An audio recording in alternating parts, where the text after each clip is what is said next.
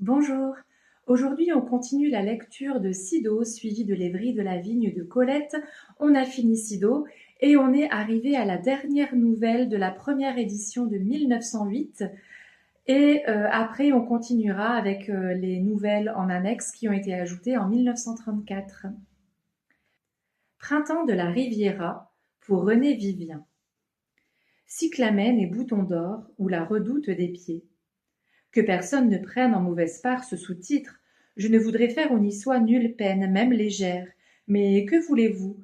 Je n'entends parler à cette redoute du casino municipal que de pieds, toujours de pieds. Oh, mes pieds! Dieu que mes pieds me font mal! Je ne sens plus mes pieds! Je ne tiens plus sur mes pieds! Du haut de la loge, je vois tourbillonner, luire, balancer, piétiner, un cauchemar mauve et jaune, cyclamen et bouton d'or. Oh, le fâcheux et fade duo entre ce mauve trop rose et ce jaune sans vigueur. D'ici, les deux nuances se mêlent, se boivent, estompées de poussière. Cela a l'air, pardonnez-moi, cela a l'air un peu vomi. Mon œil cherche en vain un vigoureux violet velouté, un oranger solide et joyeux, un vieil or verdi ou mordoré. Hélas, hélas, je nage d'un regard éperdu et déjà chaviré sur une houle mauve et jaune, cyclamen, bouton d'or, cyclamen et bouton d'or. Je boirais bien une citronnade sans sucre ou un peu de vieux cognac. À détailler cet ensemble nauséeux, les costumes du moins sont propres. Beaucoup atteignent à l'élégance, quelques-uns ont cherché une somptuosité superflue. Sous ma souquenille anonyme de pierre au citron, j'erre héroïquement, bousculé, écrasé, ô mes pieds, et je reconnais à la longue des silhouettes, un port de tête, le blond d'une chevelure, un jeune museau canaille heureux d'engueuler sous le loup en toute sécurité. Un petit clown mauve bondit à mes côtés et m'entraîne, muet. Ses yeux luisent sous le masque noir, trop mobile pour que j'y puisse lire, mais ses jambes en dur fuseau fin, ses chevilles précieuses dénoncent Ève, lave, air. Un autre clown, plus sage, nous arrête, nous menace du doigt et sourit sans parler, mais il montre sa bouche aimable aux dents nettes, et quand il se détourne, cette nuque large, cette blanche et riche encolure têtue se nomme Suze de Val. Beau clown tranquille, toi aussi, tu soupires en t'éloignant. Oh, mes pieds! Émilienne Dalle a généreusement retiré son loup, excédée de chaleur et fière de son pimpant costume de pêcheur napolitain, assure-t-elle. Étroite culotte que serre une ceinture roumaine à franges, boléro espagnol et petit manteau vénitien pendu à l'épaule. Oh, mes pieds! Soupire mademoiselle Dalle en s'effondrant sur une chaise. Mes enfants, je ne me tiens plus. Je crois que je vais ôter mes souliers. Long, long, long, dans son domino jaune, Henri B. suit les couloirs, le nez flaireur, les mains quêteuses, terriblement quêteuses. Un domino jaune, tout frissonnant de mousseline de soie mauve, deux yeux d'un bleu dangereux, et cette bouche éclatante. J'ai vu sourire cette bouche-là dans le ballet de l'opéra. N'est-ce pas, mademoiselle Rick I? Un froc violet sous lequel houlent des épaules quasi masculines. Le capuchon cache le front, les manches couvrent le bout des doigts, mais rien ne peut déguiser ce regard tour à tour négligent et cruel, cette bouche fine et serrée de César vieillissant, tout ce visage insexué d'esprit du mal, c'est la princesse P. Tout tourne, le mal de mer me guette si je persiste à regarder les remous mauves et jaunes. Il déferle en bas contre les commissaires du bal, triste îlot noir, sombre récif qui chancelle mais résiste. Je vous admire, champion de l'ordre et de la morale, brise l'âme, digue. Si je m'appelais Willy tout court, je dirais même digue, diguedon, mais on ne peut pas tout avoir. Allons danser. Et j'enlace en pierrot empressé un gracieux domino mauve, svelte, souple, blond, qui piétine, insoucieux, sa traîne de satin et de mousseline molle. Et nous tournons, portés, pressés, poussés, jusqu'à l'un des îlots noirs debout parmi la tempête. Ô surprise! L'îlot s'émeut, nous arrête d'un bras courtois mais inflexible, et sa bonne voix de cerveau bourru nous dit « Séparez-vous, s'il vous plaît, mesdames, c'est défendu ici que les dames elles valsent entre elles, rapport aux convenances, sic. Ô Nice, ô carnaval de Nice, toi que mon ami Jean Lorrain fardait des vices les plus tentants, comme on t'a calomnié. Vers 4 heures du matin, nous échouons au restaurant du Cercle, dont je ne dirai rien, sinon que le fait d'y consommer bouillon, saumon trop gras, tourne d'eau vague, poulet sec et jambon y coûtent 25 louis pour 8 personnes, sans dessert et pourboire non compris. Monte-Carlo. Endroit singulier que je connais mal et qui m'effare, malaise, froid dans le dos, chaud à la tête, manie ambulatoire car je ne sais où me reposer, où me fatiguer. De beau soleil à la mer, la ville descend vers le casino. Irrésistiblement on roule sur la pente jusqu'au casino. Après quoi, il n'y a que les rochers et l'eau. Vers la fin du jour, dans les salles de jeu, toute cette humanité angoissée qui peine, sue, souffre, convoite et se désespère sent presque les tables. Je m'ennuie un peu, moi qui ne joue guère. Tu ne sais pas jouer, m'affirme autoritaire cette vénarde de Jeanne de B. Regarde, tu vas voir comment je fais. Elle jette un louis sur le 26 qui sort sans se faire prier. Oh, merveille! Je me tais et j'admire, mais la comtesse R. hausse les épaules et se borne, têtue, à son petit système des inverses. Le 13 après le 31, le 32 après le 23. Mais que joue-t-elle après le 35? Je n'ose pas m'informer, moi qui ne sais pas jouer. J'aime mieux regarder. Il y a tant de belles dames. Elles jouent presque toutes et passionnément. Dès qu'elles jouent, le mystérieux poison empourpre leurs joues, injecte leurs yeux, et la forme de leur nez change. Frêle, délicieuse, soutenue, presque portée par le jeune H et le non moins jeune G, passe madame L de P. Elle a le beau sourire d'une jeune mère heureuse qui s'appuie sur ses 2 grands-fils. Moins frêle, mais non moins belle, passe aussi madame C. O., qui ne joue pas aujourd'hui et dont le front se nimbe d'une mélancolie singulière. Hélas, répond-elle à ses admirateurs inquiets, c'est que je vais demain entrer dans ma 29e année. On regarde beaucoup le couple de la R, surtout la femme, cette joueuse enragée et riche madame de la R, dont les petites mains sèches sèment et récoltent des poignées d'or et de précieux papiers sales. Ses mains gantées, son corsage, son chapeau, sa figure décolorée, tout est blanc. Elle ressemble à un oiseau pâle au bec busqué, et ses pâles yeux charment l'or. Sortons d'ici. La lune se lève et ma fièvre se calmera au vent traître du crépuscule, tout le long de la route dangereuse et charmante qui borde jusqu'à Nice la mer. Déjà, sous la lune pleine, luit sur l'eau un long reflet, un fuseau d'argent nacré comme le ventre des poissons. Nous dépasserons Beaulieu et Villefranche, où l'escadre dort immobile et illuminée, à l'abri dans son anse étroite. Et je sourirai d'apaisement quand les roues de la voiture froisseront à l'arrivée les orangers du parc de la Villa Sessol. Printemps de Nice. Beau midi, tu me plais, mais je ne t'aime pas. Tu me séduis parce que tu brilles, parce que ton soleil irrésistible chauffe mes épaules d'une caresse rude, me rend plus actif qu'un lézard qui court en rond sur une pierre chaude et joue sur la mer qui s'anime et pâlit à son gré. Mais je ne t'aime pas. Tu fleuris, midi trompeur, midi empressé, et ta jonquille, ta violette, ton amandier rosé n'attendent pas le vrai printemps. Mais qu'ai-je à faire de fleurs sans feuilles, sans leurs feuilles tendres, enroulées en cornets et pointues comme de petites oreilles de faune? L'herbe sur tes pentes verdit, mais pique et ne saigne pas quand je l'écrase ce sang pâle et sucré dont le parfum grise. Tes verdures éternelles, palmiers et cactus, aloès et rosiers hivernants, blessent la main, déchirent la robe. Enfin, midi menteur, tu fleuris et n'embaumes pas. Vainement, sous le banal parfum de tes fleurs, mon âme forestière quémant d'ici l'odeur même de la terre, la souveraine odeur du sol vivant, fertile, humide. Le geste amoureux qui me penche narines ouvertes vers un pré arrosé de pluie tiède n'a point ici sa récompense, et tu n'es que poudre blanche et que roc fleuri. Il y a moins de printemps parmi ces roses, sous ces orangers lumineux d'oranges mûres, que dans un seul jour de dégel, là-bas en mon pays aux collines voilées.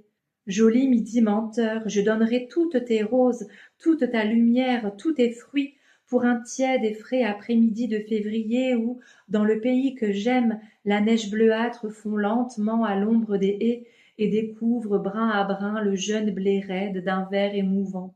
Sur l'épine encore noire, un merle verni glougloute mélodieusement et goûte des notes limpides et rondes.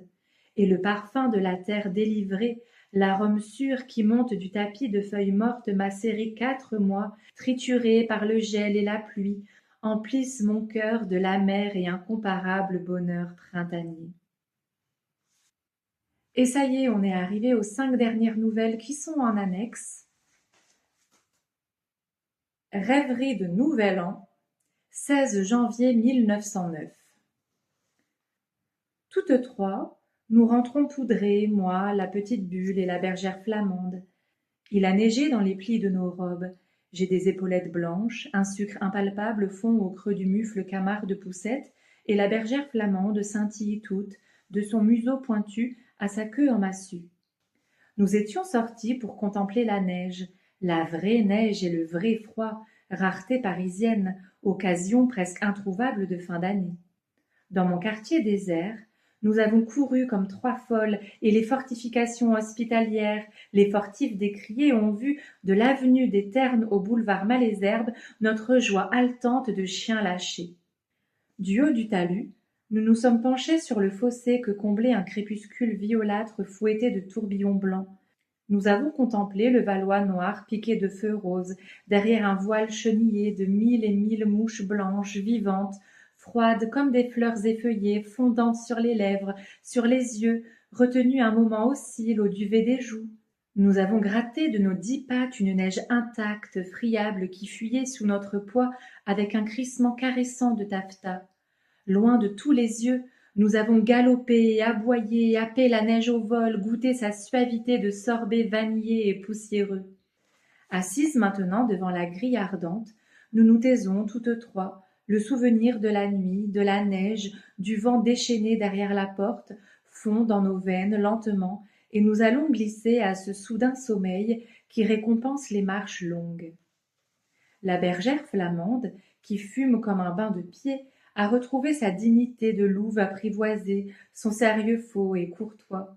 D'une oreille, elle écoute le chuchotement de la neige au long des volets clos, de l'autre, elle guette le tintement des cuillères dans l'office. Son nez effilé palpite, et ses yeux, couleur de cuivre, ouverts droit sur le feu, bougent incessamment de droite à gauche, de gauche à droite, comme si elle lisait. J'étudie, un peu défiante, cette nouvelle venue, cette chienne féminine et compliquée qui garde bien, rit rarement, se conduit en personne de sens et reçoit les ordres, les réprimandes sans mot dire avec un regard impénétrable. Elle sait mentir, voler, mais elle crie surprise comme une jeune fille effarouchée et se trouve presque mal d'émotion. Où prit-elle, cette petite louve aux reins bas, cette fille des champs wallons, sa haine des gens mal mis et sa réserve aristocratique? Je lui offre sa place à mon feu et dans ma vie, et peut-être m'aimera-t-elle, elle qui sait déjà me défendre. Ma petite Bulle au cœur enfantin dort, foudroyée de sommeil, la fièvre au museau et aux pattes. La chatte grise n'ignore pas qu'il neige, et depuis le déjeuner, je n'ai pas vu le bout de son nez enfoui dans le poil de son ventre. Encore une fois me voici comme au début de l'autre année, assise en face de mon feu, de ma solitude, en face de moi-même. Une année de plus, à quoi bon les compter? Ce jour de l'an parisien ne me rappelle rien des 1er janvier de ma jeunesse, et qui pourrait me rendre la solennité puérile des jours de l'an d'autrefois? La forme des années a changé pour moi, durant que moi je changeais. L'année n'est plus cette route ondulée, ce ruban déroulé qui, de janvier, montait vers le printemps, montait, montait vers l'été pour s'y épanouir en calme plaine, en prés brûlants coupés d'ombres bleues, tachés de géraniums éblouissants, puis descendait vers un automne odorant, brumeux, fleurant le marécage, le fruit mûr et le gibier, puis s'enfonçait vers un hiver sec, sonore, miroitant d'étangs gelés, de neige rose sous le soleil. Puis le ruban ondulé des vallées, vertigineux, jusqu'à rompre net devant une date merveilleuse, isolée, suspendue entre les 2 années comme une fleur de givre, le jour de l'an. Une enfant très aimée entre des parents pas riches et qui vivait à la campagne parmi des arbres et des livres, et qui n'a pas connu ni souhaité les jouets coûteux. Voilà ce que je revois en me penchant ce soir sur mon passé. Une enfant superstitieusement attachée aux fêtes des saisons, aux dates marquées par un cadeau, une fleur, un traditionnel gâteau. Une enfant qui d'instinct ennoblissait de paganisme les fêtes chrétiennes, amoureuse seulement du rameau de buis, de l'œuf rouge de Pâques, des roses effeuillées à la fête-Dieu et des reposoirs, syringa, aconite, camomille, du surgeon de noisetier sommé d'une petite croix, bénie à la messe de l'Ascension et plantée sur la lisière du champ qui l'abrite de la grêle. Une fillette éprise du gâteau à 5 cornes, cuit et mangé le jour des rameaux, de la crêpe en carnaval, de l'odeur étouffante de l'église pendant le mois de Marie. Vieux curé sans malice qui me donnâtes la communion, vous pensiez que cette enfant silencieuse, les yeux ouverts sur l'autel, attendait le miracle, le mouvement insaisissable de l'écharpe bleue qui ceignait la Vierge, n'est-ce pas? J'étais si sage. Il est bien vrai que je rêvais miracles, mais pas les mêmes que vous. Engourdi par l'encens des fleurs chaudes, enchanté du parfum mortuaire, de la pourriture musquée des roses, j'habitais, cher homme sans malice, un paradis que vous n'imaginiez point, peuplé de mes dieux, de mes animaux parlants, de mes nymphes et de mes chèvres-pieds. Et je vous écoutais parler de votre enfer en songeant à l'orgueil de l'homme qui, pour ses crimes d'un moment, inventa la géhenne éternelle. Ah, qu'il y a longtemps! Ma solitude, cette neige de décembre, ce seuil d'une autre année, ne me rendront pas le frisson d'autrefois, alors que dans la nuit longue je guettais le frémissement lointain mêlé au battement de mon cœur du tambour municipal donnant l'aubade au village endormi. Ce tambour, dans la nuit glacée, vers 6 heures, je le redoutais, je l'appelais du fond de mon lit d'enfant, avec une angoisse nerveuse proche des pleurs, les mâchoires serrées, le ventre contracté. Ce tambour seul, et non les 12 coups de minuit, sonnait pour moi l'ouverture éclatante de la nouvelle année, l'avènement mystérieux après quoi haletait le monde entier, suspendu au premier rrrm du premier tapin de mon village. Il passait, invisible, dans le matin fermé, jetant au mur son alerte et funèbre petite aubade, et derrière lui une vie recommencée, neuve et bondissante vers 12 mois nouveaux. Délivré, je sautais de mon lit à la chandelle, je courais vers les souhaits, les baisers, les bonbons, les livres à tranches d'or. J'ouvrais la porte au boulanger, portant les 100 livres de pain, et jusqu'à midi, grave, pénétré d'une importance commerciale, je tendais à tous les pauvres, les vrais et les faux, le chanteau de pain et le décime qu'ils recevaient sans humilité et sans gratitude. Matin d'hiver, lampe rouge dans la nuit, air immobile et âpre d'avant le lever du jour, jardin deviné dans l'aube obscure, rapetissé, étouffé de neige, sapins accablés qui laissiez d'heure en heure glisser en avalanche le fardeau de vos bras noirs, coups d'éventail des passereaux effarés, et leurs jeux inquiets dans une poudre de cristal plus ténue, plus pailletée que la brume irisée d'un jet d'eau. Ô tous les hivers de mon enfance, une journée d'hiver vient de vous rendre à moi. C'est mon visage d'autrefois que je cherche, dans ce miroir ovale saisi d'une main distraite, et non mon visage de femme jeune que sa jeunesse va bientôt quitter. Enchantée encore de mon rêve, je m'étonne d'avoir changé, d'avoir vieilli pendant que je rêvais.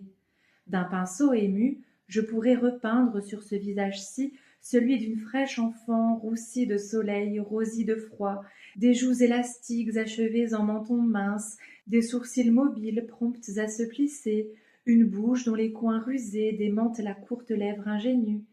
Hélas, ce n'est qu'un instant. Le velours adorable du pastel ressuscité s'effrite et s'envole. L'eau sombre du petit miroir retient seulement mon image, qui est bien pareille, toute pareille à moi, marquée de légers coups d'ongles, finement gravés aux paupières, au coin des lèvres, entre les sourcils têtus.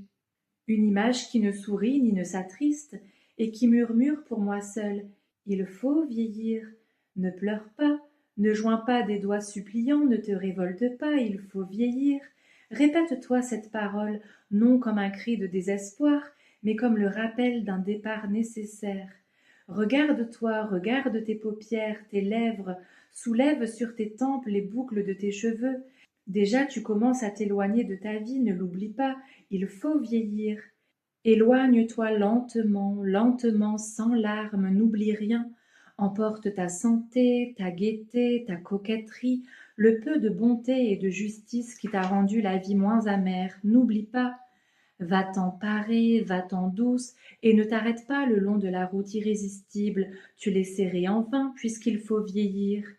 Suis le chemin, et ne t'y couche que pour mourir.